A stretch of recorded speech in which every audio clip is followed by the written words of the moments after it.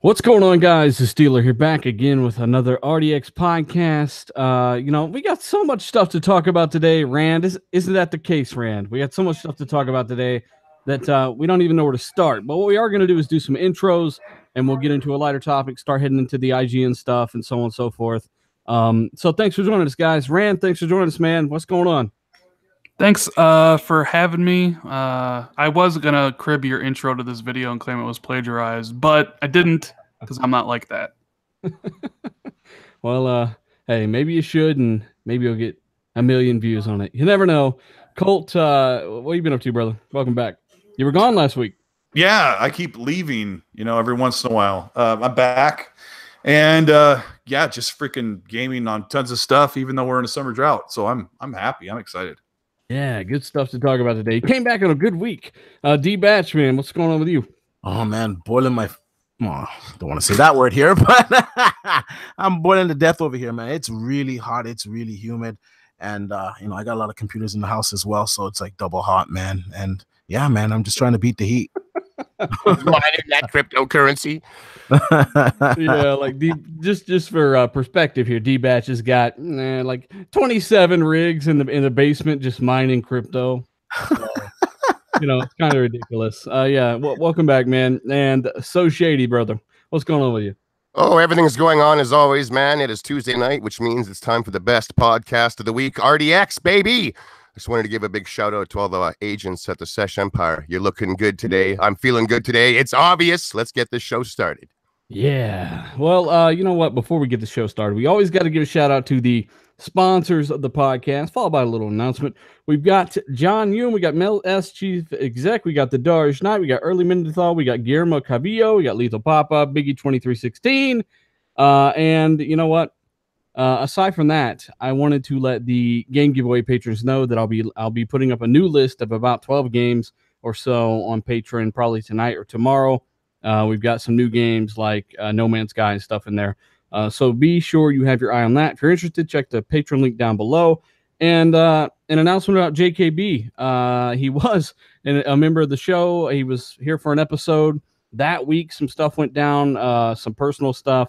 I think he had to move around. I'm not really sure what's going on, but he's been talking about it on his channel, and it's just a really bad time to try to do anything consistently. So he really wanted to be here. He was really excited to join the team, and it's just, hey, life's a bitch sometimes. So unfortunately, JKB is unable to do the show. We have some bad luck here, man. So once again, we got another free slot, and hopefully this is like the last time I got to say it for a while. But Another free slot, Randall. Today is like the worst day for me to announce that I'm leaving RDX, right? Yes, it would be. Yeah. It would be a bad time to do that. No, we have a good chemistry here, so hopefully we get somebody else who just kind of fits in the little Lego puzzle there. Well, the last Fonz, he had some stuff going on. He couldn't do it either, and yeah, I mean, just people get busy, man. Life happens. We completely understand. We wish all those guys the best. And you know what? We're done digressing. We are looking for another member. Maybe spread the word. I don't know. Maybe we'll just kind of sub people in and out. I have no clue. So maybe we'll just come up with a different idea altogether. But I did want to start with a patron topic. Pete Zombie, he wants us to talk about the fact that, and trust me, we're going to get in the IGN stuff here in a minute, but Henry Cavill, Superman, he wants to take the lead role in the Witcher series on Netflix. Rand, can you even picture Henry Cavill, this British guy, even talking anywhere near like Geralt? No, he doesn't even look like Geralt either. Mad Milkinson, there's all those pictures of him kind of looking like Geralt. He would be fantastic for the role, but I don't know. Henry Cavill probably needs something to do. He probably can get fired from Superman. Oh, the next best thing for him. I mean, last night I was in a party with Dealer and Shady and Zalker. Was it last night or 2 nights ago? I don't know. They all blend together. It was last night. And it was so funny because Zalker was like, he's like the ultimate DC fanboy, right? Like, come on, take it easy. And it was just like, listen, like I was losing my mind because they were talking, not only him, but Shady. Oh, talking about how good the Justice League and Batman versus Superman were. And I'm sitting there like just being like, what is going on? Why am I here? Dealer, save me.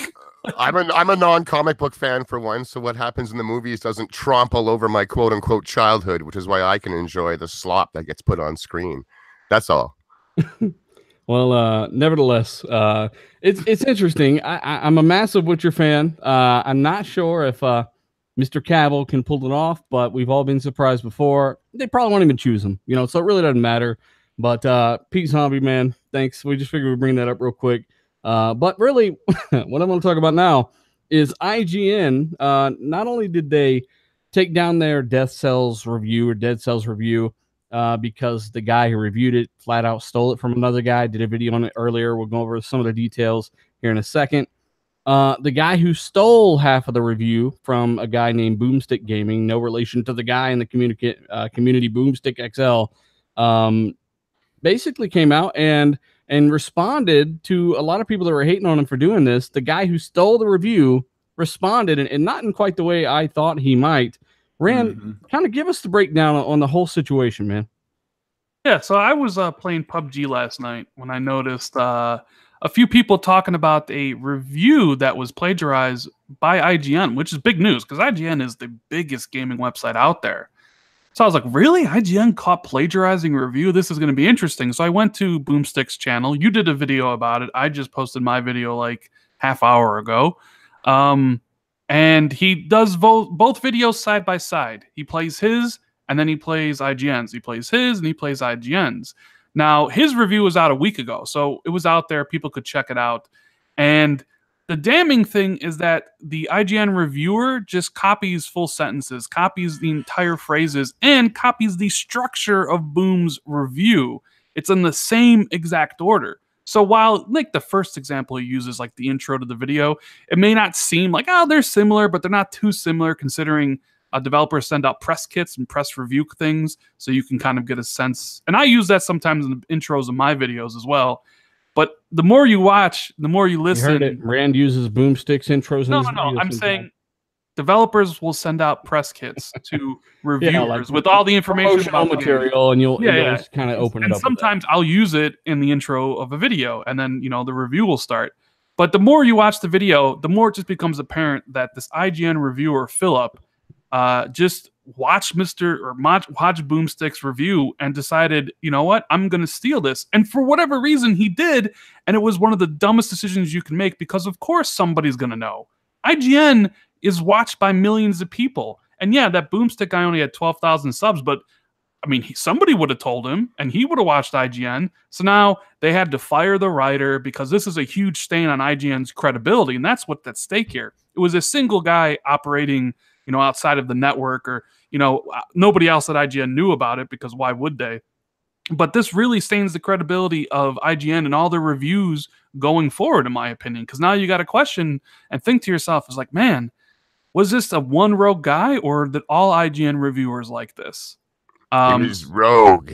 Isn't it always the other way around, though, where these little guys that are plagiarizing from the big sites, claiming it as their own? Like, doesn't that typically kind of be what happens, and not this way? Like, who the hell thinks they're getting away with this kind of stuff on IGN? Millions of clicks a day. No one, come on. Philip Miochin does. That's who. He doesn't give 2 squirts of piss. He'll copy everything you have. A smooth operator he is not. Let's just say that. Jeez. Here's what bugs me about this whole situation. This guy, Philip, has what most gamers would consider a dream job. He works at a place where they give him games. He plays them all the way to the end, and then he writes a review and puts together a video. And he gets paid to do that. And he took this opportunity. I don't know how many reviews Philip does. And some of the, actually, IGN uses some contractors, like they hire people and some people work from their homes, but he's being paid by IGN, and he goes, I'm going to take the easy way out on this one.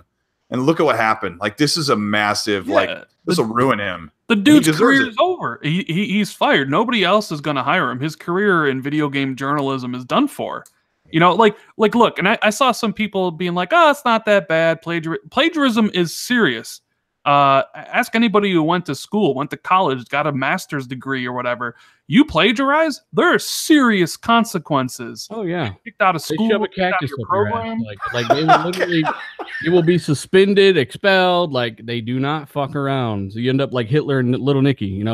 It's They don't, especially when this is a thing in my video. I am absolutely blown away that this guy gets paid very little, I'm sure, but gets paid to play video games, and not even a bad game, apparently.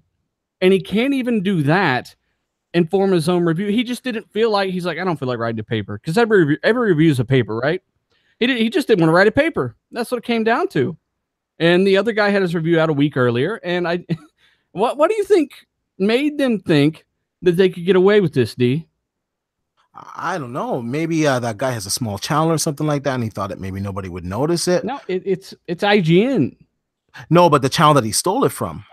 Yeah. Oh, well, yeah, it did have 14,000 views at the time I saw it. His review. Well, I don't know. I don't know what the hell he was thinking. Maybe he missed his deadline or something. He's like, crap.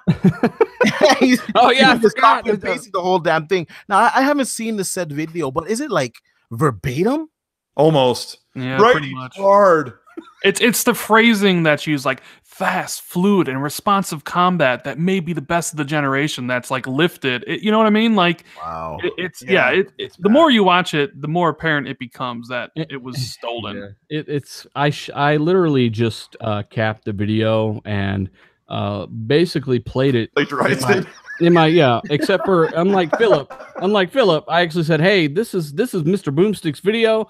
This is what's happening. I linked his channel in the description of that video. Go spread the message of what just happened. Support the guy. And as a result, the guy has already gained, 12,000 subscribers and doubled, yeah. Well, that's the positive aspect of it, is now more people are discovering Boom and his channel, and they're subscribing and getting a lot of views for it. So silver lining in all this kind of shit, I guess, right? The video got it's probably gonna have, what is it? In 24 hours, it's well over 300,000 views. Yeah, he's at 12,000 subscribers.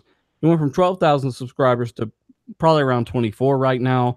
Yeah, it's kind of a big deal. It's kind of a big deal. How would you guys feel if somebody ripped off your work, like just took your video and copied it? Because that's essentially because I was trying to think, like, how would I feel if IGN lifted one of my reviews? Well, what if your subscriber count doubled in the process? You know what I mean? Like, hello, over here. Yeah, I watched this guy's review, and I watched it last night about 10 o'clock my time, and I could tell he wrote out his review because he has a written version on his site. He read it. He put clips together to illustrate each of his points. So, this guy put, 5 to 10 hours into writing and producing this review. And then this guy at IGN totally ripped it off. I know what it's like to put a lot of time into a video, and a lot of us know what it's like. And I'd be really freaking pissed. Well, I mean, it depends on the outcome, right? Like, some people get hit by a car, and it's the best thing that ever happened to them because they won $1 million, right? Like, this guy won $1 million. That's what happened to Mr. Boom. That's just what happened. He didn't lose anything because of this. His review had 14,000 views, which is decent, right? But then this guy rips his shit off. That review, the views on his review is probably at least 50-60% higher by now. His channel doubled in size. He's got a video in 24 hours that's got over 300,000 views, and it's going to go past 1 million eventually. It's just a matter of time. This guy went viral in a way thanks to Mr. Philip Miosian. In this instance, it's a positive for him, but it's still a very negative for IGN's former employee, Philip, which I love, by the way, is just Philip and no last name attached to that. Share style. It just seems he would rather have rather stayed up all night chipping away at his fist-sized crack rock than actually put, his own opinions together on a game, which is fantastic, by the way. I was playing it before I started in the show here, and it's a lot of fun. Non-plagiarized opinion. Yeah, how hard is it to come up with a few paragraphs talking about a game that you like, right? Mm-hmm. Like, it's not difficult. I do reviews all the time, and while I don't necessarily write out a script like some people, I do bullet point my things, like things I want to talk about. And, I don't make a lot of money doing it either. Like, my Dead Cells review is probably going to make like $5. I just do it because I want to. And here's, like you said, an IGN dude who I think wasn't freelance. He was like a member of IGN. He's like the editor for the Nintendo stuff. Yeah, yeah. So like he was like full-time member, and not anymore. He like decides to rip off a smaller YouTuber thinking he'll get away with it. And considering this is his job, this is what he's paid to do, you know, more than whatever we would make on a small video like that.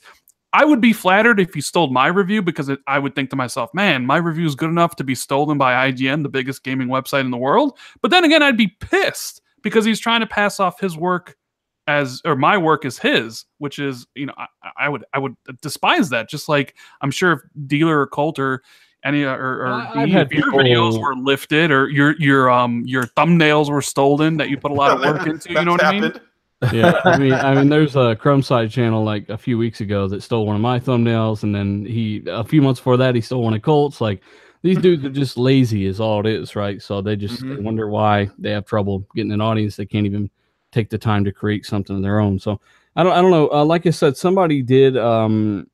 Somebody said a review is supposed to be your opinion on a game, not someone else's. He replied and said. Philip, the asshole, stole everything. He replied, and this is really what he said: if you steal from one source, it's plagiarism. If you steal from many, it's research. Wow. And he quoted somebody, you know, like he isn't humble about this at all, you know, at all. Oh my gosh, what a douche! So, well, he's an idiot because everyone knows, and he knows he stole from one person, so he just buried himself. Yeah, well, no, he just told you that he stole from a bunch of people you just didn't know.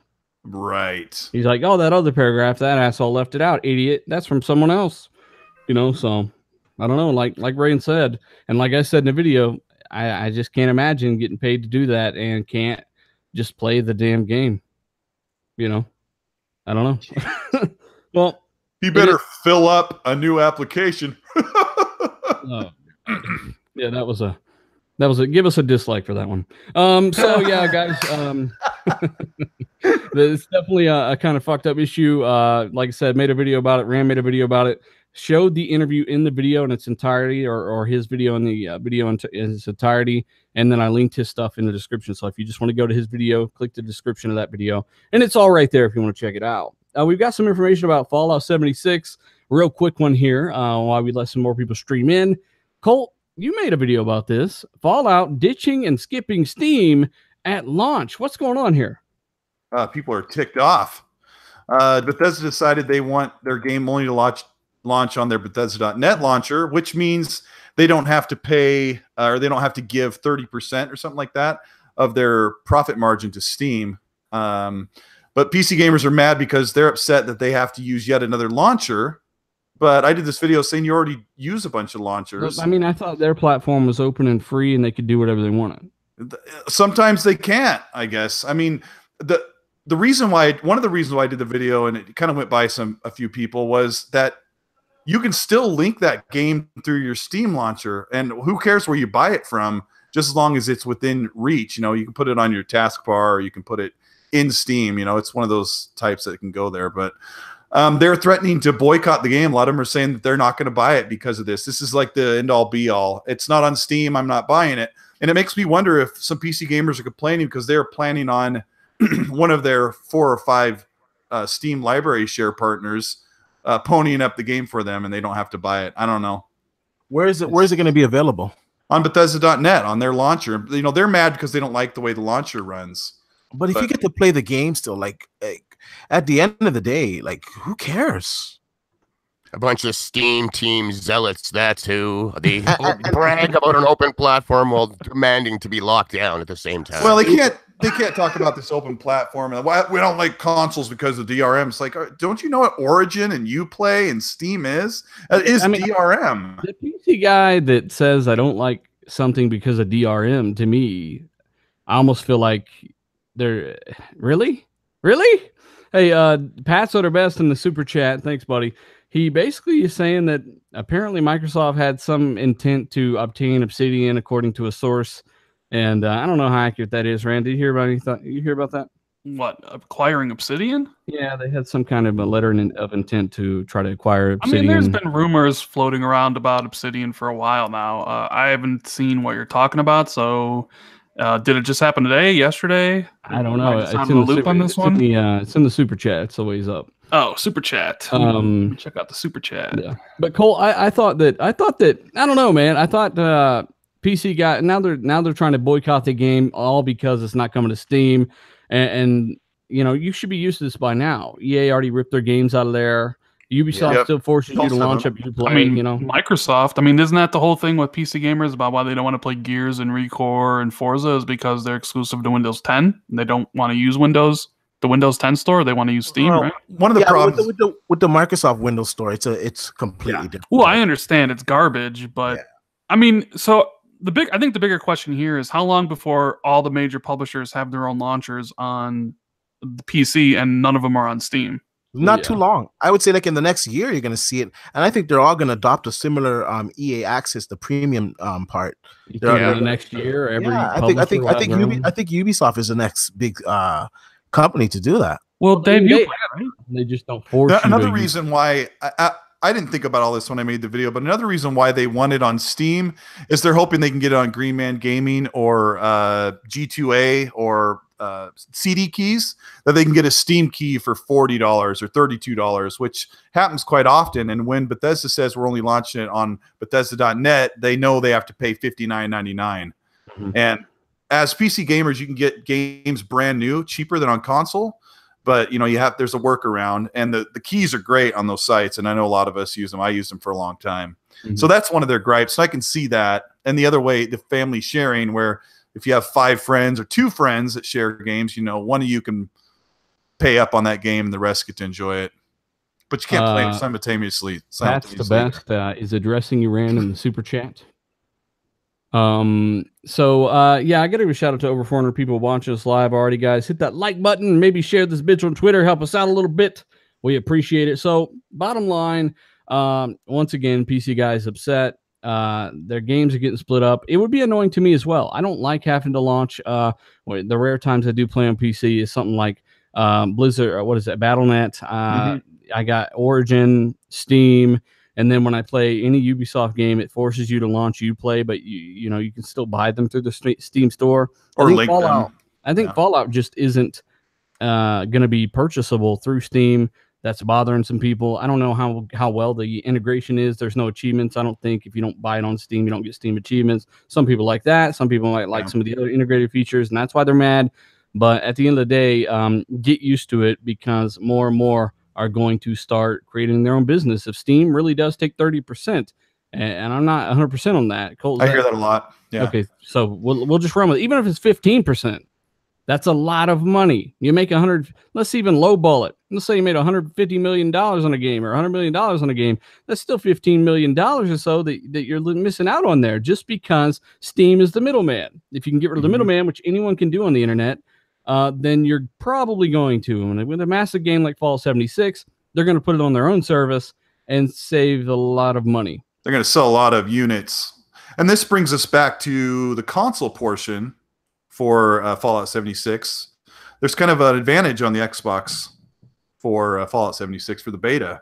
Yep. What is it? You get it first, right? Yeah, you get the beta first on Xbox, which is strange, but I guess Microsoft and Bethesda were kind of buddy-buddy with this. They worked on the promotional materials with them, right? So that's kind of cool. The beta, by the way, is the full game. It's the full Fallout 76 game. It just doesn't have progression until the game launches. Like in terms of... Well, they said you keep... Oh, no, you keep your progression. That's right. Everything you get in the beta, you just come with you in the full game. Well, how the hell did I read that wrong?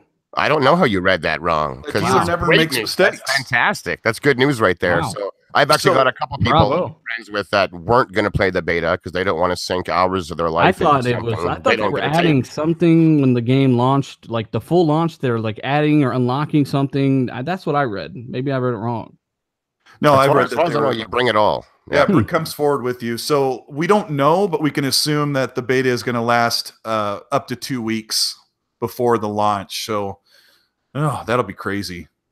So it'll be make or break for guys on Xbox. If they'll be the ones deciding if the game is worth keeping your pre-order or not. That'll be the kind of sketchy part. Because I think people are really split on this game. Like big Fallout fans are not sure if they want to do it, and big Fallout fans are going to play it anyway. Mike D in the chat says that the Ubisoft basically are the ones who confirmed 30%. He's going to try to find the link. Appreciate it, bud. Yeah, that's cool. Thank you. Yeah, it's interesting. So look for the Xbox beta. It's getting the beta first, apparently. And I would imagine that's damn soon because that game comes out kind of soon.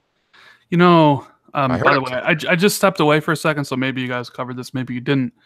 But the cynic, there's also the cynic in me, and I see some people are saying that the reason they're avoiding Steam is because the game's not going to work at launch and there'd be a million refunds, so they wouldn't make any money on it. Oh, jeez. You know what I mean? Because Bethesda games can be pretty buggy. Well, not Bethesda, all Bethesda games, but anyone Fallout can games. go on Xbox though and get a refund like nothing, you know. True, that is true, but Steam is a little more, you know, they that's like kind of built into the core of Steam. I've still seen some people say Xbox doesn't have that, or not a lot of people know about the refund system. So there is that thought that Fallout 76 wouldn't work on launch day, and then everybody on Steam would just refund it. So You have 3 hours or 2 weeks, whichever comes first on Steam, and they're really, really strict on that. The But same it's a on good Xbox. setup.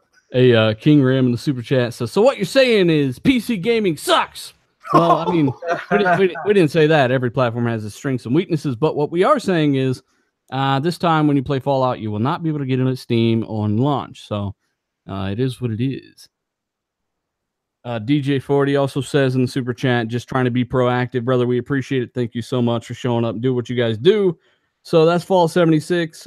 Interesting stuff. Something else is interesting, Rand. You hear about this Spyro trilogy coming out this year, pretty soon actually. Only comes with one game on the actual Blu-ray game disc, and the other two you have to download, right?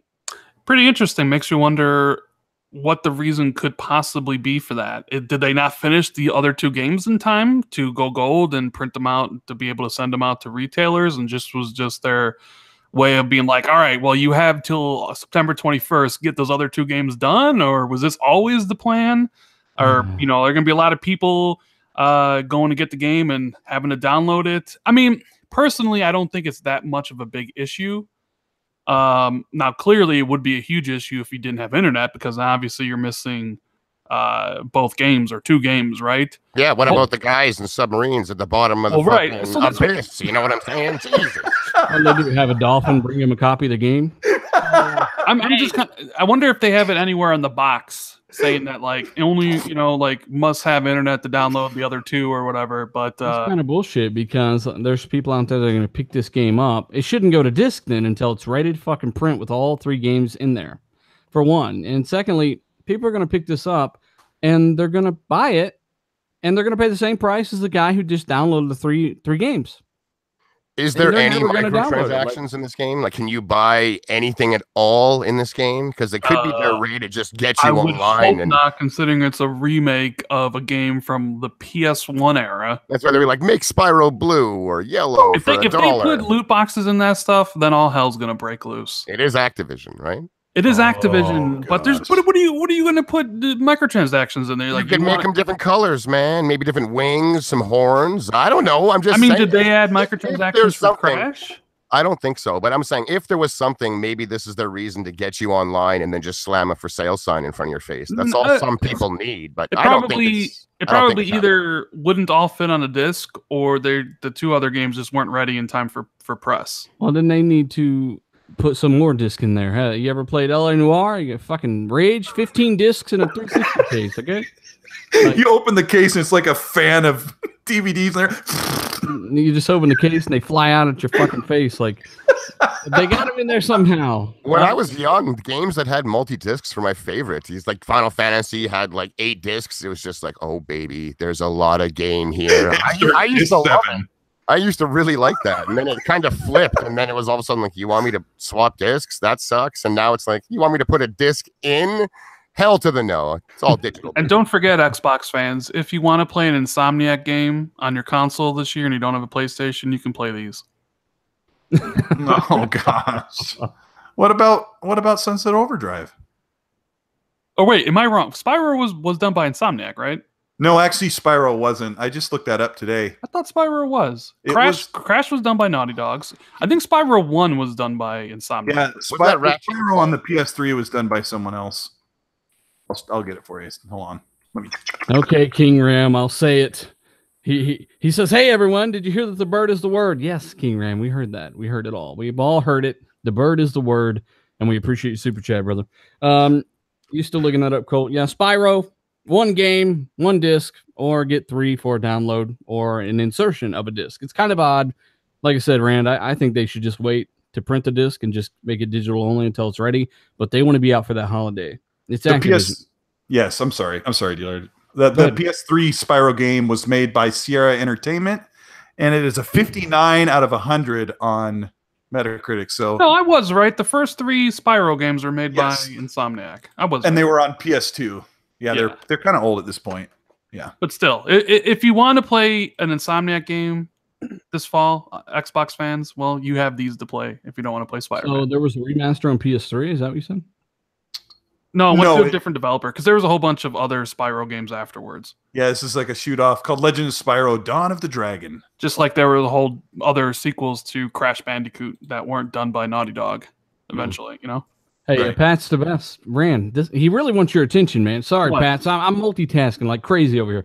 He wants you to check out the super chat, the one before the one he just did. Well, I if mean- you want me to read your super chat, you got to come to my channel when I do my podcast. You money. Then I'll read it. Oh my God, he's addressing you. He's trying to give you Oh. information. Oh, How this- about okay. I haven't been on Reset Era today, and normally I probably would have seen this information. So if it's from Cloberil, he's a pretty good source. I would say that maybe this is a video-worthy dealer because he was the one originally outing a lot of information earlier in the year. He has access to the back end of Xbox Live somehow through the APIs. Mm-hmm. And so if he's saying that he's seen somehow that they offered a letter of intent, then that might be true. I So, would- breaking news, guys. Microsoft tried to or offered to buy Obsidian, according to this source who's been right in the past. So, yeah, thanks for the information there, Pat. That means Microsoft is real serious, man. they've been serious. Oh, yeah, Obsidian's still independent. That's one of the studios I listed before that's one of the ones that maybe they should pick up. And that's... What would they work on, though, Rand? That's the thing. Like, they did Fallout New Vegas. They did the South Park games, right? They've done Pillars of Eternity. There was that canceled Xbox One launch game, if you recall, Stormlands. It was supposed to have the Million-Man Raid thing. It was canceled. Jeez, never heard It was of it. supposed to be a launch game. And then Obsidian had to go to the Kickstarter route, and they came up with Pillars of Eternity. Maybe they would make some... I mean, they're good at making RPGs. That's what they do. So maybe they would make some RPG kind. Maybe an actual Shadowrun RPG. Mm-hmm. Of course, we're getting ahead of ourselves here, speculating about potential, games if this actually does happen, which it may or may not.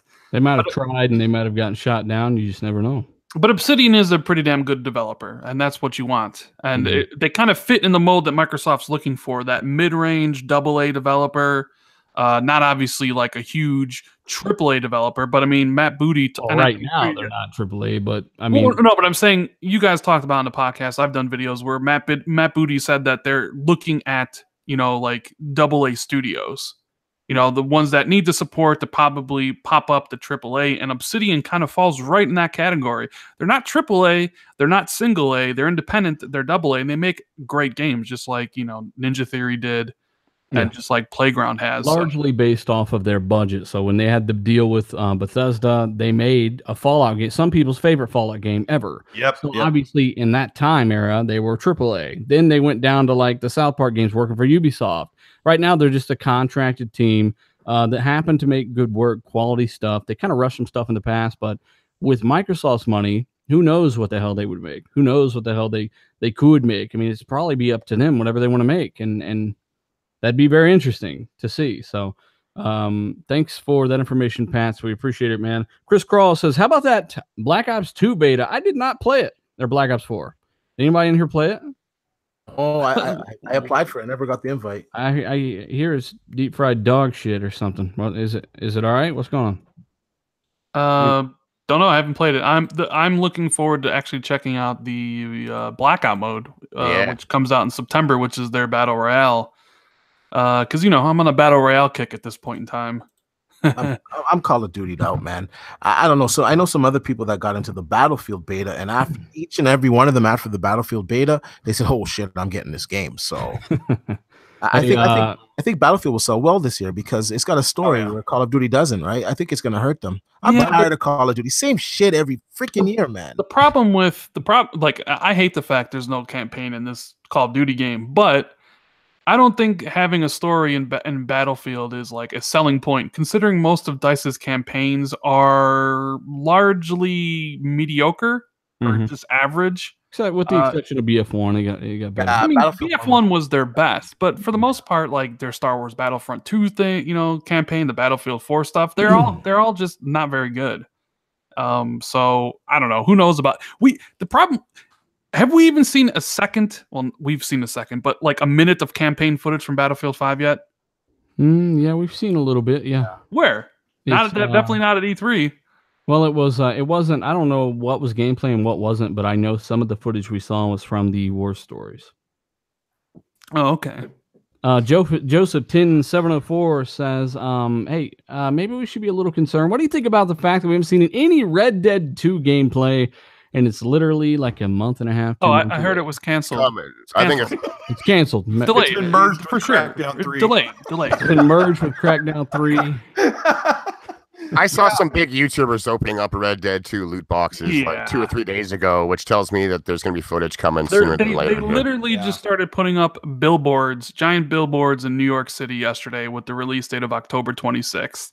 Yeah. This is just people forgetting how Rockstar operates. This is what they do. They are completely different from the rest of the video game industry, and they will talk about a game when they feel it's the best time. I know And they don't flop either. They always deliver a really good product. And somebody said something in response to where's the gameplay. Someone said, actually, at this point, I'd rather not see any gameplay and just get the game. Like, I don't want it to ruin. I want to be surprised. And that person, is pretty sure they're going to love it. And I'm pretty sure I'm going to love it. But part of me wants to see it. Part of me doesn't. One of my favorite parts of Rockstar trailers is not believing the gameplay, because it's always too good until it's in your hands and it was like, oh baby, I was wrong. And I love being wrong on things like that, let me tell you. Sure, yeah. I'll tell you about gameplay. Fucking Eidos Montreal decided to, here's the first 15 minutes of the story of Tomb Raider. Watch that. Why would I let you take that from me? Why would I pay you $60 to let you take that from me? I'm not. I never click those videos. This isn't that. It's IGN paying them to get the first 15 minutes. So you would watch IGN, so IGN gets the ad revenue. Yeah, I know how that works. I'm just saying, as a fan of the game, like one of my most anticipated, even though it's not made by Crystal Dynamics, like I'm not going to watch. No, of the course first not for you. But as a YouTuber, the first it's not for you. I don't click. You know what, Rand? I don't click those videos ever. Yeah, because we're interested in playing it, but that video is going to get a ton of views. It's going to get a ton of ads, and I just think it's stupid. Like, here's the first fucking 15 minutes. Yeah, okay. As a developer, I'm with Dealer. As a dev, I wouldn't want to release that 15 minutes. I would want to save that. I mean, they've already mentioned some stuff, and the beginning of the game literally triggers the rest of the story. Why would I, you know what I'm saying? Like, Shady will say it's not for you. That's right. I had the choice to click on it or not, but I just don't think that they should even do that shit. Like, what if I just didn't read first? At the rate I'm going today, I would have misread it anyway. 15 minutes of Rise of the Tomb Raider gameplay and clicked on it, and who knows? Like, if it took you 15 minutes to figure out that you don't want to watch it, I don't know what to tell you, bro.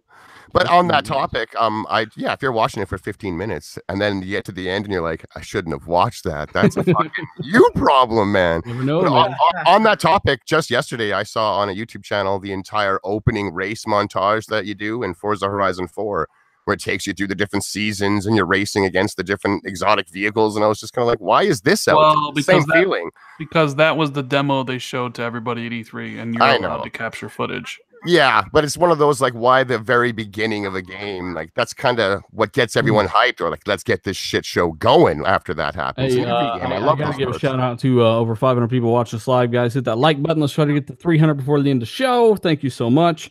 And I wanted to mention the fact that Battlefield 1 is enhanced, as we mentioned last week, but there is a bug. I talked about this on Twitter the first time I played it. One time it was perfectly fine. The next time the frame rate had AIDS. So basically, when you're in a party, there's a glitch that destroys the frame rate. It's not performance related in terms of hardware. It's software. Anytime you're in an Xbox Live party, your frame rate's just trash. And of course, you kind of need to be in a party when you're playing that game with people. So it's still not fixed as of last I checked, which was last night. And the game looks absolutely phenomenal, though, guys. I mean, it looks nuts. It looks just like the PC version. Looks insane. So just so you guys know, if you're experiencing that, it's a glitch. Tweet at EA and DICE, or just go to my feed. I did it yesterday. Retweet my shit at them. And let's try to get an answer out of these guys, at least a little more directly anyway. Halo TV show. We've got some details here. Master Chief is the lead character, D-Match. Looks like Locke is out of the picture on this one. Good. Thank God. Like who? Like, oh, let him stay on Netflix. Nobody cared about Locke, so thankfully they're doing that. Isn't Steven Spielberg still That's not true, D. Some people wanted to hashtag save Locke. Hashtag airlock. Is Steven Spielberg still behind this? I don't know. I'm not. I didn't hear his name or his company actually named at all in what I read, but he himself, I don't think ever was. It was just a company he owned, I'm pretty sure. Oh, okay. But Showtime, which is the channel it's going to be on, has come out and said this is going to be the biggest produced show they've ever done. They are going all in on it. I don't recall the writer's name, but they went out of their way to make sure that he doesn't write science fiction and doesn't write war. They want him to write character. The science fiction and the battles and stuff they'll take care of. They promise big bombastic stuff. The Chief is one of the main characters, but not the main character. And they did say that not showing his face was an interesting part of the show, but wouldn't comment anymore. It's supposed to be out in 2020, which I think is a big hint towards when the next Halo game is going to launch, maybe even Scarlet, of course, itself. This is the biggest show they've ever done, though. I mean, you're looking at like ever, yeah. You're looking at a production budget like the new Star Wars shows, like $100 million. Somewhere around there, probably. Like, yeah. Well, I have faith in them because Showtime, they produce great shows. You know, Showtime, HBO, the channel that Walking Dead's on. What's that? AMC. These channels are all producing great programs. So I don't think it'll be bunk. I don't think it'll be one of those. You know, you can tell it's a made for TV show. I think it'll have a great budget. I think we'll have great effects. And I think so. The Master Chief story, apart from the video games and the books, hasn't really been touched. So, you know, if they do it right, it's gonna be a huge hit. That's right. Yeah. And on that, they did say that it'll be a new story, quote unquote, but it's not going to be stomping all over the canon at all. They're working close with Microsoft and 343 to make sure that everything works, but they're just going to expand, I guess, and give a deeper look as to who the hell the Chief was. Jesse Pup in the chat says 10 episodes. So, I mean, I'm sure you'll be able to buy these when they've all aired as well, if you don't have Showtime eventually, kind of like House of Cards and stuff. Yeah, I mean, if it's well done, the last one they did with the guy who played Luke Cage, I thought it was horrible. It just wasn't. No, I didn't want it. So if this one's got a really good production budget, Halo needs production. You got to put a lot of money into this. It's got to be believable. You're gonna have Covenant and all this stuff, and I don't need Sci-Fi Channel style CG on this thing, you know. So hopefully they go all out on it, man. It could be something big if they really apply themselves. Rand, you hear about Casey Hudson splitting off 2 smaller teams to mess around with some Mass Effect and Dragon Age stuff. Good. Yeah, don't put all your eggs in the Anthem basket, because you never know how that's gonna go. So yeah, I don't know. Like one of the biggest disappointments this gen was how Mass Effect was treated and handled, and how it eventually came out. Like they gave this storied franchise that people loved from the 360 era and handed it to the B team, who never made a proper game. And because of that, everybody kind of turned sour against the franchise. But people still love the idea because Mass Effect as a concept is so good, right?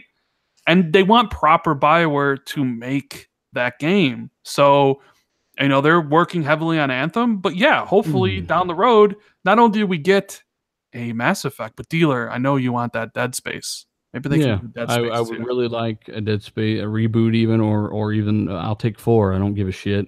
But you know, the guy the CEO who let that team of rookies mess with one of their biggest IPs ever, and by far their most beloved IP ever, Mass Effect, that you should be fired.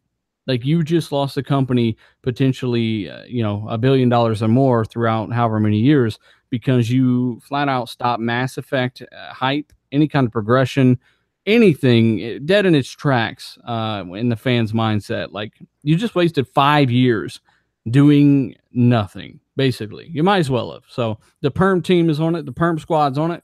Casey Hudson, like I said, heading up 2 different teams, and they're going to be doing stuff with Dragon Age and Mass Effect pre-production, I'm guessing. And maybe he'll pick one. You think, Rand? Maybe go pick one to work on first, or what? I mean, I don't know. They supposedly they've been making the new Dragon Age for a while, but Dragon Age isn't nearly as popular as Mass Effect. So I would imagine they'd try to do Mass Effect first and then do Dragon Age. I don't know. Those are also big, huge games. So it's probably going to be a long time before we see any of those happen, you know? Oh, yeah. Next gen games for sure. Definitely. That's how far out we are. We've got a sponsor question from Biggie2316. He wants to know what the hell happened to developers. What happened to the days where developers would try to outdo each other instead of just try to basically copy each other's shit and call it a day? What do you think has happened to these people, Shady? You think it's, I mean, knowing you probably be like, well, you know, it's copying's not for you, it's for other people. No, knowing me, Jesus. How about this one? How about I think that just in general, video games haven't really advanced in a long time. We still use the same controllers that we have for almost 20 years now, hitting the same amount of buttons to do the similar actions. They just look way better. I think there's a little bit of creative bankruptcy on how to truly advance gaming any more than it already is. I mean, how do you make a first-person shooter feel different than a first-person shooter while still being one? You just make them better. So the days of true innovation, I think, are a little bit behind us, at least for now. And everyone's just taking what works from everywhere, which is the way the world works, by the way. I'd rather they did that than take what's trash. And they're mixing it together, coupled with the fact that game budgets are huge to make the games at the fidelity and the size and the detail that we all demand. So there's way more risk involved than just working off of some idea that may be awesome, but not worth putting $100 million on the line for. And you know what, too? Hardware has been one of the things that had defined what type of things you see in games. So this generation, for 5+ years now, you've not seen many CPU innovations on these consoles for obvious reasons we talked about before.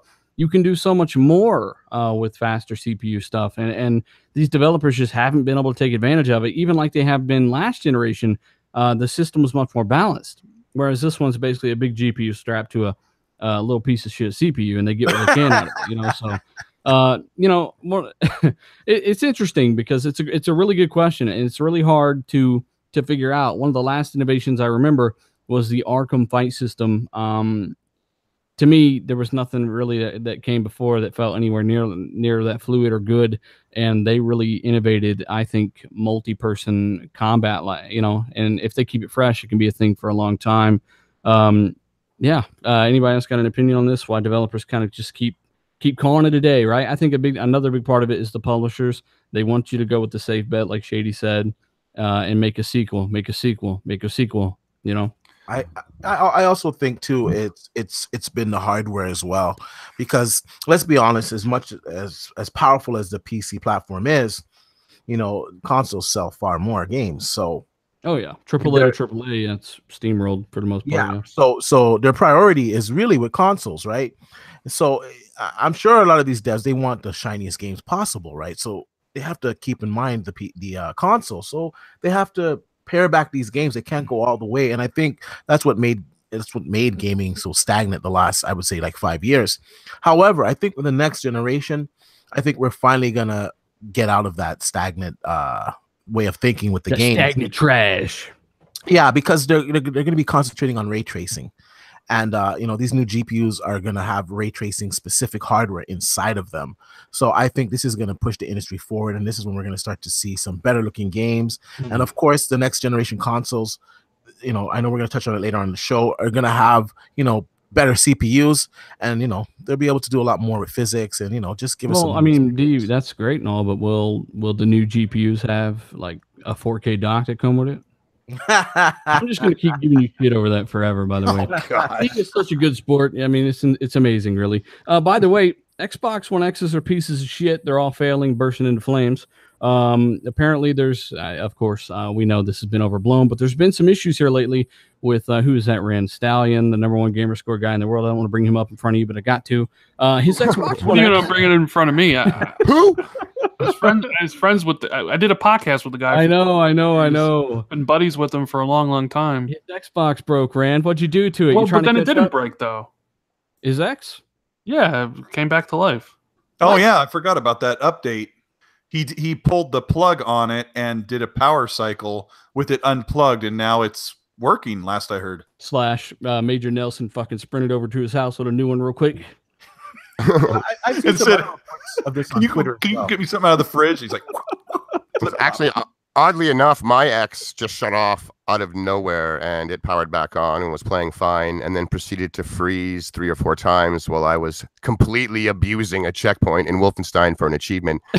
But it did freeze on me, and when it did freeze, I could still go to the dashboard, and if I tried to load up Wolfenstein again, it would take me to the seizure warning screen in that game, and it wouldn't advance. And then if I loaded Forza Horizon 3 as an example, it took me to the title screen, and it wouldn't advance. Yeah. And then I played Star Wars, and it played the game, but there was no music and like 5% of the sound effects.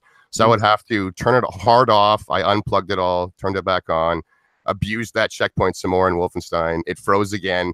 And that kept happening. And then all of a sudden I start reading on Twitter that a bunch of people's exes are just randomly turning off and cooking. So I was all of a sudden like, oh shit, maybe it's not just my checkpoint abuse. Now, how many is a bunch though? Because that's kind of a big statement. I've read it from about 4 or 5 different people, and it just happened to be on the same day that my ex was doing it to me. So I was just wondering, and other people are asking the question as well, like, is this a thing, or is it just because someone asked? So you can add me to that list. I was doing my comparison of my Q9 against the OLED, and I was doing the gaming section. So I have a second X at the office. So I brought my hard drive from home, and it wasn't loading the games off the hard drive properly, or wasn't seeing them, then they would flash off. So I just downloaded a few of the games on it, and I was trying to run Forza Horizon 3. I was trying to run Forza 7, and they just wouldn't load. It would go to the splash screen, it would stay there, and it would kick me out to home screen. The only game that I could get working was Rise of the Tomb Raider. So there is some type of issue. I think it's related to the last update. I think so. They're gonna have to work it out. I saw Kratos online. He had the same issue. He did the update and he got the error code. Now that error code that he got, I'm familiar with that error code. Who does? Kratos. That is the little troll dude. Yeah. Oh yeah, he probably fucking pissed all over his Xbox. You know what? You know what's going on here too. A lot of times, like if there's some inconsistencies, right? Like we've all had little glitches where a game would boot up and then it just wouldn't continue, and it's like, what the fuck? So most of the time, a hard reset. Did you try hard reset in your shit, D? Yeah. I tried a hard reset. I tried everything. It's definitely the last update. It worked something. I had a problem the first month or 2 where I'd be playing and it's just and it just power off. I'm like, and I would panic. It happened to me like 4 or 5 times, and I kept hearing about people talking about how you need that plug directly into the outlet, and I had mine into a power strip. Yeah, so Microsoft do. And I didn't want to go back there and do like reroute all the things because I have a PS4, I have an Xbox, I have a PC, I have the TV, and then I have the surround sound. I've got all this stuff back there. And I decided it'd be worth it to take that advice. As Microsoft said, it needs to be straight into the outlet because it's got its own surge protector built in. So well, it needs to suck all the power. It's a power hungry console for obvious reasons. So the reason they say that is because it needs to be able to suck all the power it needs right from the outlet by itself. When you plug it into an extension cord, you got other things sucking the juice from that outlet. So it wants that bitch all to itself. So that's kind of odd, though. I haven't had as many issues or anything big like that, but I've always had mine plugged into the wall as well. Shady is 1,000 feet from an outlet, though. So, hopefully the next update kind of fixes that kind of stuff because that sucks. But Stallions, he thought his went out. Apparently, some other people have had some issues, and then other people ran with that and said all the Xboxes are failing, and we know that's just not the case. So, I don't know. Since then, it's great. I haven't had an issue since. I beat Wolfenstein, started the second one. I played Dead Cells. I played Forza again. I played some Star Wars. Like it's totally fine now, but there was an hour or two there where it was weird. But like I said, I was abusing that checkpoint, man, for that Chivo, baby. Rand knows what I'm talking about. Hey, Sonic Shuffle in the super chat wants to know what our favorite hidden gem from last generation is, and maybe if it should come back. Let us know in the chat what you would choose. I would have chose probably something like Red Faction Guerrilla, but they just remastered that, and that was phenomenal. So yeah. I can't think of anything off the top of my head. Anybody? Too Human for me, man. Too Human. I love that game. It got dumped on, but that is like trash. buried in legal everything. I like the lore and I like fighting the dudes. I like the big armor. I had sets of armor that were my cutscene armor. I would put them on before the cutscenes because the shoulders were so damn big you couldn't even see Baldur's face. Like you would literally pause it before you got to the cutscene and change your armor. Yeah, I would, dude. I would. I didn't mind dying. That angel would come down with the cool music and bring your corpse up to the fucking Valhalla. I love the game. I want it back, but I'm pretty sure legally it is buried and gone. They did something. They tried to sue Epic, I think, and they lost. And their game license, or not license, but IP was on the line, I think. We got Ninja Blade, Alpha Protocol, all kinds of stuff. So Brink. Yeah. Brink? Oh, Brink? Brink? Don't say Brink. Are you for real right now? How about Dark Sector? I really enjoyed that as well. I did too, Shady. I beat that like 4 or 5 times, and I really like Dark Sector. They went on to make Warframe. Actually, it like takes a lot from that game. Warframe is what they wanted to make, but Dark they Sector, made that because when you get the full weird-looking armor suit, it looks just like your regular Tenno. It does. Interesting. They were forced into Dark Sector because at the time the industry was terrified of science fiction for some reason. I watched a cool documentary on No Clip on YouTube. It's good. Oh, good really? Well, we got to move forward. So that stuff was super interesting. I'm sorry. Brand, your house phone keeps going off. Yeah, I know. I'm unfamiliar with that piece of technology. I have 2 smaller games here that I would love to see a sequel to this gen. One being Splinter Cell.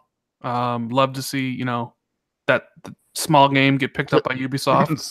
just a little one. Just a little one. And also, like, just off the top of my head, I really enjoyed Crysis. Yes, I was going to say that. Oh, right. So yes. I would like to see, I don't know, like a Crysis 1 remaster or even a Crysis 2. I would love to see a paycheck, so I'm not sure that's sure. I'm just saying, like, there's so many games, and I'm trying to think of like gems or whatever. I'm sure I'm missing some, but those kind of pop into my head a little bit. Maximum sweetness on that, Rand. I would take it, baby. I know. Yeah, Crysis 2 is phenomenal. Hey, I'm going to talk about this new AMD-powered console, and yes, it is a Chinese console, but it is important for a few different reasons. This thing is basically the first real next-generation console. Like, they've already got essentially what we'll have in 2 years or so, but just with a weaker, like a GPU that's basically as powerful as the Pro, right? Was this on Digital Foundry, the one they were looking at there? Yeah. And like I said, they've done some tests and it kind of given us their findings because they've run the games on they've run they basically the same APU on games that had big bottlenecks on current gen consoles and kind of given us their findings of how many frames you could get basically essentially if you had no GPU bottleneck. And we know that the next consoles are going to have, around 10 or more T-flops, right? Not 4. So you're going to be able to do all kinds of great stuff. So like I said, they did talk about this. It's a Chinese console / mini PC. It's using AMD APU technology, the stuff that we've been talking about for a while. Ryzen, it's using Ryzen cores. It looks just like a console. You take it apart, it's on a single piece of circuitry, and everything is laid out just like you see the Xbox One X's motherboard and the Pro's motherboard. You got the APU in the middle, the RAM chips that surround it, and it really looks just like a console. It's just not upgradable, but it's a PC apparently, and they got some console variant coming or something. But like I said, so should this thing be able to run Just Cause 3 like Blitzkrieg? Because even the X still stumbles a little bit. It runs it better than the Fat Boy did, but it's still not butter. These consoles stand a chance of Just Cause 3. No, it would run substantially better though. Still, you would get. I don't think you'd be getting quite 60 frames because that game is just. I don't know, man. But it'd be getting more frames. Well, Colt has played Just Cause 3, even just with the available performance there, with no extra taxing X enhancement, and the frame rate's still fucking pretty bad on Just Cause 3. Yeah, it goes down to like 12. It's not that bad. It's way better than it was originally. It is way better. Oh, whatever. Still, I mean, it's not smooth. It's like you're not flip book. When you blow up 2 things, it's like a flip book, and then when the fire settles, the dust settles, it's back to 30 frames. But I mean, it's bad. Hey, Chris Crawl in the super chat says #save Mass Effect. I agree, man. Save Mass Effect. I don't know what we got to do to save it, but send Sarah McLachlan some money. What I was going to say was about the Ryzen CPU in this little console, and this is what I found interesting, and I talked about this forever ago.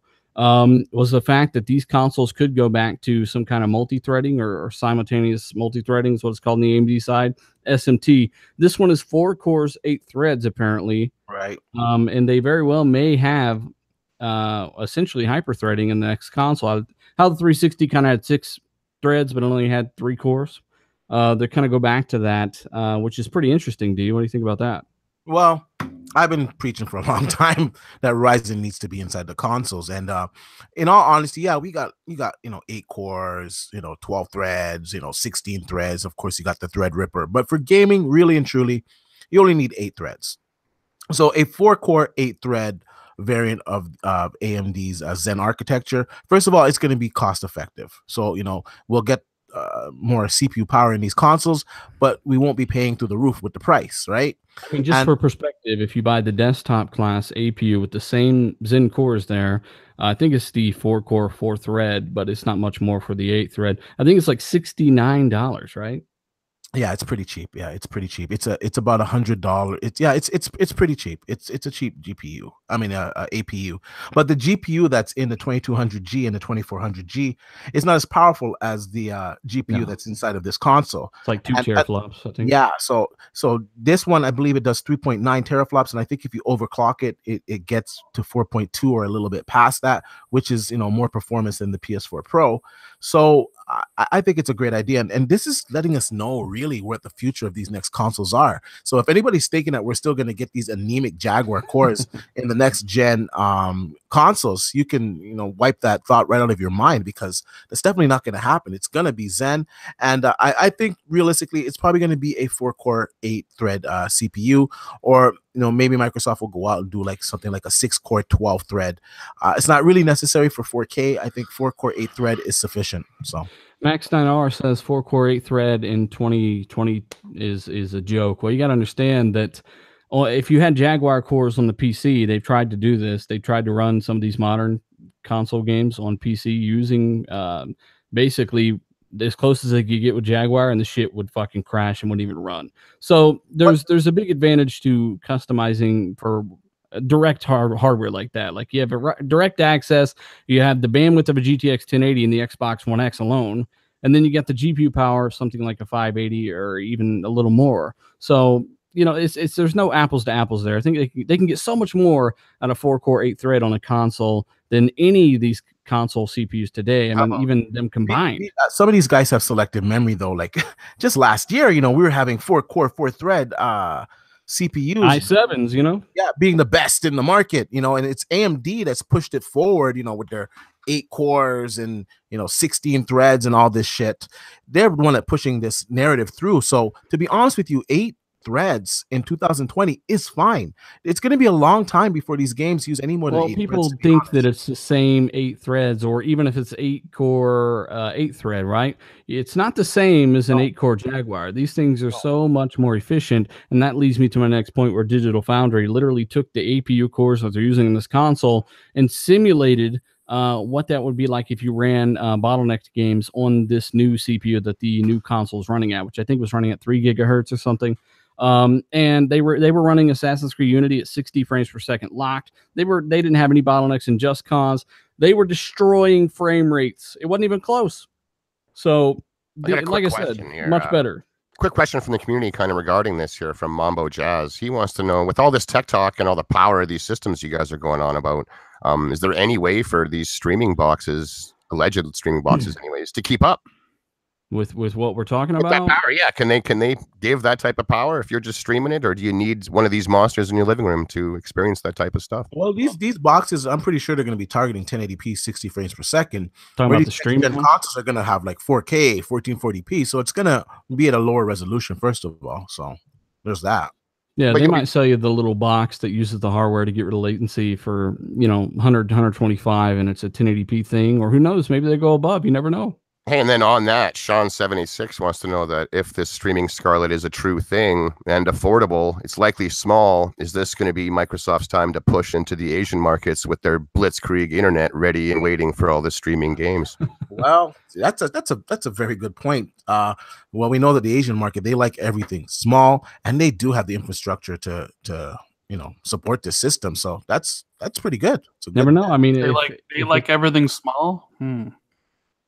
Well, they like their electronics small. They Rand, get your mind out of the gutter. Oh my God! It's like, okay. Hey, I gotta give a shout out to. I was like, wait a minute. I gotta give a shout out to everybody watching right now, guys. Hit the like button if you can. I really appreciate it. Maybe share this thing around. It really helped. So, like I said, Digital Foundry talk about this, and the CPU that you got in this Chinese console. That's why we bring it up. Is basically going to be indicative of what you get in the next PlayStation and the Xbox. Question is, which company, Microsoft or Sony, are going to go that extra mile and take an L on that cost and give us more hardware for our money? Who's going to find the easiest and best way to cool it down so they can ramp up the frequency the most? Engineering is going to have a major role with these new consoles, right, dude? I would definitely go with Microsoft on this because, the rumors behind the scenes is that Microsoft said they'll never be outdone with the hardware, so I would think they'd be doing that. And they have the R&D behind it.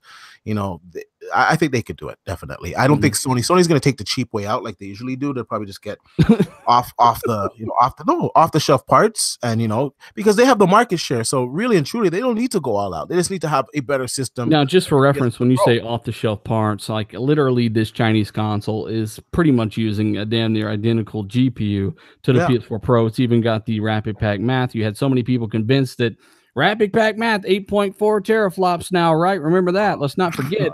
We had a lot of people preaching that shit. We told you that games had already used it. Mass Effect already used it. Well, wait till Wolfenstein. Wolfenstein used it. Get the fuck out of here. Well, wait till Far Cry. Nope.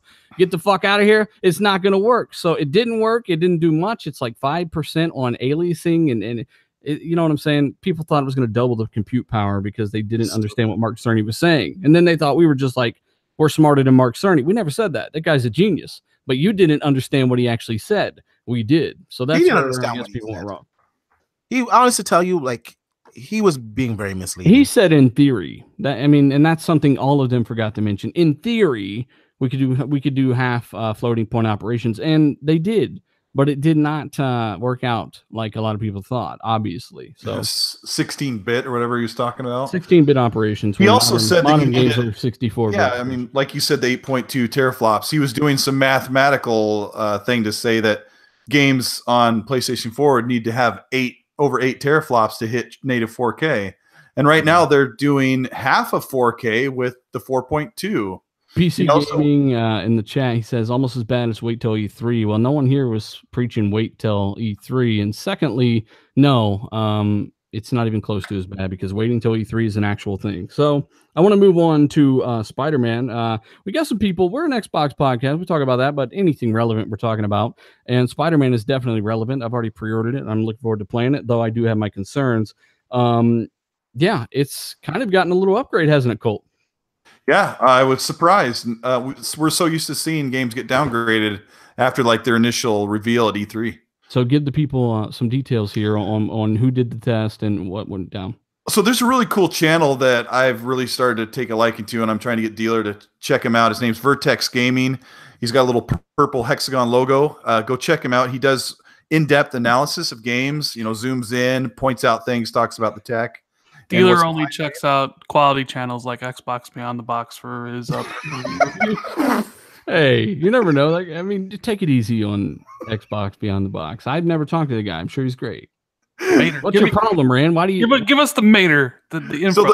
The Mater info on this is he showed the 2017 and 2018 cutscenes of Spider-Man, and he wipes back and forth on the screen, and looks like they improved the lighting, or they made the lighting more pronounced, higher contrast, more detail in the clothing, the hair. They changed a lot, man. Like the characters are all wearing different clothing. Not only that, lighting positions are much different. The hair is much more pronounced. It looks like better ambient occlusion in general. So you can really tell, like, these are all in cutscenes too, by the way. Yeah, and they're all the same shot. Like there's the guy, the negative, I don't know what his name is. 2017 footage versus 2018 footage. Yeah, there's one of the bad guys. He's the Asian guy. I can't remember what his name is, the villain. But they show him, and the 2018 version looks so much better. Yeah, and it's pretty cool because normally, like we're so used to Watch Dogs, and then 2 years later you see the actual footage, and you're like, oh God, the downgrade. But this does look good. The And that's a good thing. Ubisoft, it's been Ubisofted, but Yeah. Spider-Man didn't get Ubisofted. It's the opposite, and they actually made it look even better since last year. So that's good to hear, at least in the cutscenes. I'm liking what I'm seeing there. Shady, you said that GameSpot had some things. They reported on some things that they didn't care for. What was it? Apparently, they played the opening hours of the game. They loved the opening hours of the game. Let me stress that. But they did say that a lot of that experience was walking around as Peter Parker and Mary Jane, building up that story and relationship, which they say will continue evolving throughout the game, which, you know, sounds interesting, but not for everybody, I guess. I mean, I want to play as Spider-Man. I could care less about Peter Parker and Mary Jane myself. I'm sure that they'd be good in the game. Could be fun to play as. I just don't want to spend hours. Depends on how well they do. Have dialogue. I mean, that's not what I'm into Spider-Man for. I'm here to swing to the left and swing to the right and beat dudes up. That's my loop, and I'm serious about it. But they said that's the thing that they did not like was that there is Ubisoft-styled towers in the game that you have to go into these different areas of the city and climb a tower, I guess, and use your spidey senses or something to open up the actual missions and all the stuff that you can go and do. Otherwise, you're just swinging through there with kind of nothing active, I suppose. And they didn't like that. They just thought it felt old today and didn't need to be there. Other than that, they had a great time playing as Peter Parker and Mary Jane. Well, I'd be interesting to see what that looks like. Now, I've talked to Rand, and I'm going to voice my concerns, and I would have the same concerns if it were any other superhero on any other platform. I'm a massive. Oh God, here we go. Rand, stop it. You know, here we go. What if it was Spawn? You know they're all dying. That's my concern. Everyone Spider-Man fights is dying in this game, okay? Everyone. The lore. Now, let me explain myself, because I'm sure some of you just got triggered. But if you go back and watch all, because I'm working on a massive video, I'm using some of this footage. This guy is kicking people off buildings, and I saw him lace a spider web, whatever, fucking web rope around the guy's leg one time, right? And that guy flew and sailed off the building, probably 50, 60 mile an hour. Even if the web caught his feet and kind of kept him from falling to his death on the ground, he's going to catch tension and then fall and slam into the building. Like, he's just going to slam into the side of the building at fucking 50 mile an hour. He's dead. Now, there were other guys that he's just kicking clear off of the skyscraper. No web at all. And like I said, as a Spider-Man fan, like I said, Spider-Man doesn't kill people like that. I think that should have been changed. It doesn't mean the game's going to be bad or good. It's just something that I haven't gotten used to. I haven't gotten used to seeing him swing around a fucking car door 4 times and slamming it into a guy's face. Or what do you want? Still, you want to lightly smack him a bit, then lay him down on his web pillow. Go to sleep. Or grabbing a AC unit and slamming it over some dude's head. Yeah. I'm not used to that. Like I said, I'm not saying it's gonna ruin the game or make it worse, but you got to admit it's different for Spider-Man. That's all I'm saying. Says the dude driving around in a big tank in Arkham Knight. I don't use the tank. Over. I don't use the tank. People out. Oh, they're okay. No, don't. I didn't hit you at 200 miles an hour. Batman doesn't kill those people. Michael Keaton's Batman is dynamiting dudes down elevator shafts. Even the Batmobile, right? I had a problem with the Batmobile and just being able, like, why the fuck is this thing a tank for one, right? It definitely doesn't suit. And I've said this before already. But when you do, you can run people over in Arkham. Like, they'll bounce off and they act like, oh, instead of just getting hit by the Batmobile, you bounce off, you get hit by the Batmobile, but we also shocked him, so he's still alive. He's not dead because he got shocked. We brought him back to life when he died, and when he got hit, we resuscitated him instantly. That's why the Batmobile shocks people, right? That's what you would think.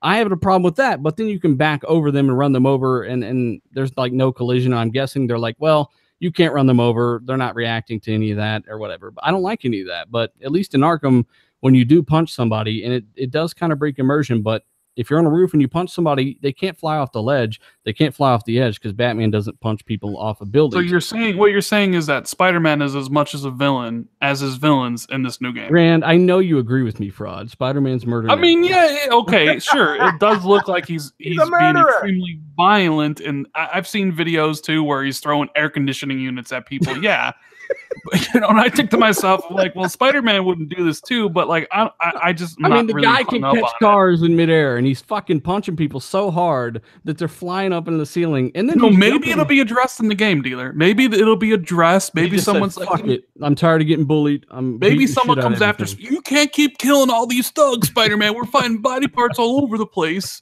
You can't drop them off 50-story buildings. Yeah. You know, maybe I just haven't heard anybody talk about this. This goes back to me saying that I wasn't a big fan of the actual material, so stuff like this doesn't trigger me like you two fanboys right now. Oh, whatever. You want every superhero to murder everyone, Shady. You don't care about you remember the excuses for Batman versus Superman, why Batman was killing? Well, it's okay because he's jaded, and they're going to use it as a story thing for the next movie, so it's okay that Batman just, you know, drug a vehicle behind him for like... Not only he crushed him, then when he passed him, he grapnel hooked him and drug him behind him for fucking a football field and slammed him into 6 other things, and then they exploded and died, and he's like, yes, that's what he did.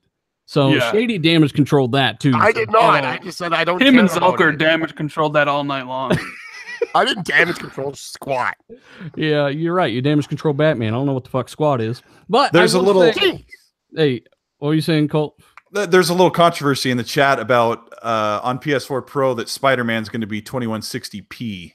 And I think Dealer's actually the best one to explain what's going on. Spider-Man has been confirmed by Insomniac to be a interpolated 1440p. So it's the same shit that PS4 Pro usually gets. It's going to look great, but it is not a native 4K, if that's what you're using. Temporal injection, which is something that they pioneered. I knew someone's mom who used temporal injection. Hey, wait, well, come on. You know my mom? Okay. Someone in the super chat says Conker's Bad Fur Day 2. Rand, would you even play that? Conker's Bad Fur Day 2? Would I play Conker's Bad Fur Day 2? Yeah. I have not played a Conker game. Wow. Okay. Well, on that note, we have to end the show because Rand hasn't played a Conker game. But we do appreciate you guys rocking out with us. Hit that like button on the way out. We're going to do some outros. And thank you guys so much for doing what you do. Rand, thanks for joining us, bud. Where can people find you? Thanks, Dealer, for having me. They can find me on youtube.com/randothor19, and I have a huge giveaway going on Twitter. I'm giving away a year of Xbox Live Gold, as well as 50 random Xbox One digital games. So that's right. Oh, I mean, just think about that. How are you doing that, Rand?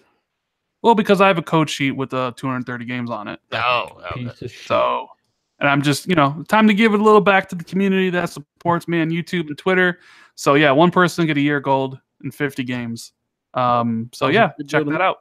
Sounds like a good deal to me. And we're doing this thing too, where after we talk about the topics, the people that actually want to know what we're up to and playing and stuff, we'll kind of go over that real quick. So what have you been playing these days? Me? Well, I just put up my review for Dead Cells. And you stole that off of that other guy's channel. Yeah, I think the game's fantastic. I recommend it. It's $25. Really cool game. Shady's also said the same thing as well. I've been also playing PUBG, getting chicken dinners left and right because we're just that good. Waiting for the achievements to come out in that game. I played a little bit of Overcooked 2, although I forgot you fucking play 5,000 games a second, so I had to cut you off at Overcooked 2, Rand. There you go.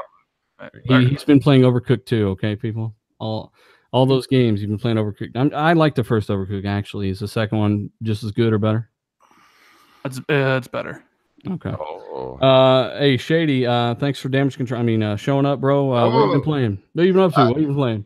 Not much. I've been going back to my backlog. It's fucking hardcore long. I got to start chopping it down. So I worked through Wolfenstein New Order and the small sequel to it, The Old Blood. And then I race around in Forza. I get my Death Star destruction on in Star Wars.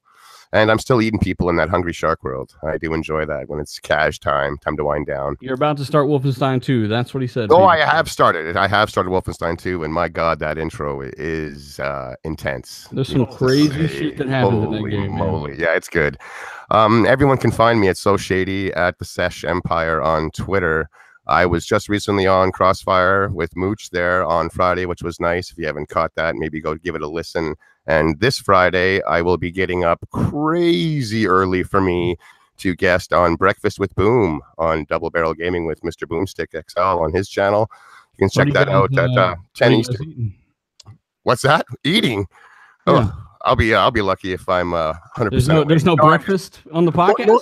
Normally, I go to sleep about 2 hours before he goes live. So this time I have to go to sleep, 7 hours earlier than that. And if you guys want to hear, for me. If you guys want to hear the best damage control in the business regarding DC films, send Show Shady an invite and start talking about it. Bring it. He was damage control Spider-Man too. I don't think it's just DC. But damage control. Hey Colt, what have you been up to? What have you been playing, bro? I've been playing the expanded content on Assassin's Creed Origins, and I've been playing through BioShock, the collection, because I just bought that and just realized how fun those games were last generation. So yeah, that's been pretty fun. I also just put out a video about a few things that Xbox needs to correct on the console that would pretty much make it perfect. Absolutely perfect. I can't think of anything else to complain about, really. Kind of interesting. Go check it out. They come a long way, man. By far the most pro-consumer. I choked on some shit the other day. I heard some dude say that Sony were the pro-consumer ones and stuff. I'm like, come on, man. Let's just be real. Yeah. You got some decent games here recently, some good games here recently, but no need to lie. Don't lie like that. Xbox by far doing more things for fans that are free, services even that are absolute steals, and giving you the ability to carry forward all of the games that you already own. It doesn't get much better. So, is that D-Batch, man? What have you been up to? Where can people find you? What have you been playing? I've been playing Madden. It's pretty good. Finally, it's back on the PC, so I wanted to see the performance on it. And you know what? It's optimized, man. I'm surprised. It's playing really, really well on the PC. And my cousin's in it, man. I was surprised. He told me about it before, but I totally forgot. I was playing the game. I was like, oh, shit, my cousin's there. Which game? Madden. He's in the story mode. Dang. Yeah. Why is he in the story mode? He's a character. He's like a supporting character, like on the football team. He's a guy that, like, would you like some high quality H2O? I'm just kidding. He's like a wide receiver in the game. Yeah, so that's cool. Yeah, awesome. It was pretty cool, and his likeness is like spot on. So yeah, that was cool. And like I was saying, Madden looks awesome on the PC. Holy shit, man. David, in the chat, buddy, you don't have to be too smart to understand basic facts, okay? If you have to pay for your games to bring them forward like you do with PS Now versus being able to do it for free, you just took a big L, okay? Services like Game Pass, instead of paying $10 to rent a game or two for a week, you get $150 for a month, plus all exclusives day one. Dirt.